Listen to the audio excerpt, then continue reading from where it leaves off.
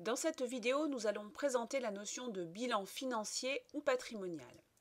L'objectif du bilan financier ou patrimonial est d'évaluer le patrimoine de l'entreprise en distinguant les éléments d'actifs ou de passifs à court et long terme.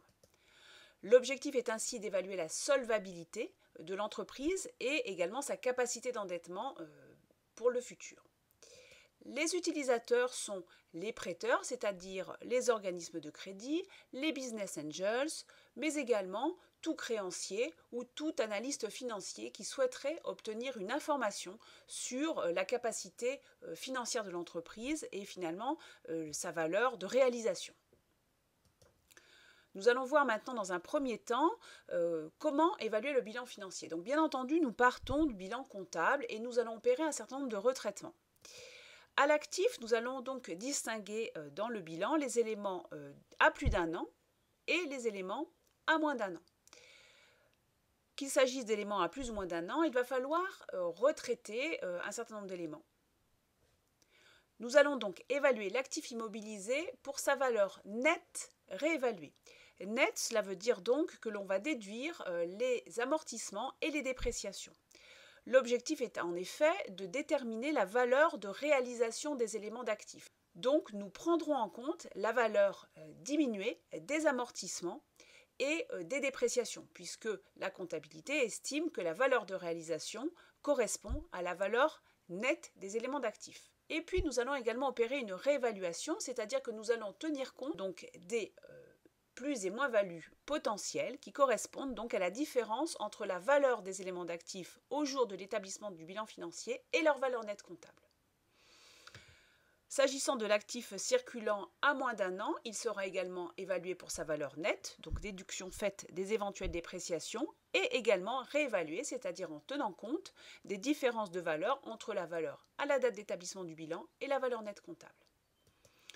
Au passif, nous allons distinguer trois éléments. Donc les capitaux propres réévalués. Donc on va, par symétrie, ajuster les capitaux propres des plus et moins-values que nous avons enregistrés à l'actif du bilan. Ces plus et moins-values potentielles que nous avons déterminées par différence, je le rappelle, entre la valeur au jour de l'établissement du bilan financier et la valeur nette comptable.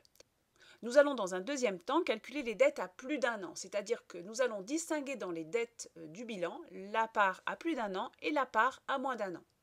Les dettes à plus d'un an correspondront en principe aux provisions pour risques et charges dont l'échéance est supérieure à un an, mais également aux emprunts dont l'échéance est supérieure à un an ou tout autre élément de dette à échéance supérieure à un an.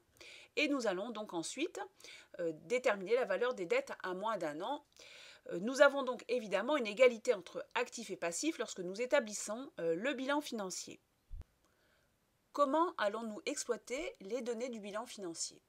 Eh bien, on pourra réaliser des études complémentaires. Dans un premier temps, nous pourrons calculer le fonds de roulement financier. Ce fonds de roulement financier est calculé par différence entre les capitaux permanents, tels que nous les avons calculés dans le bilan financier, c'est-à-dire les éléments de capitaux propres, mais également les dettes à plus d'un an. Donc différence entre ces capitaux permanents et les actifs supérieurs à un an.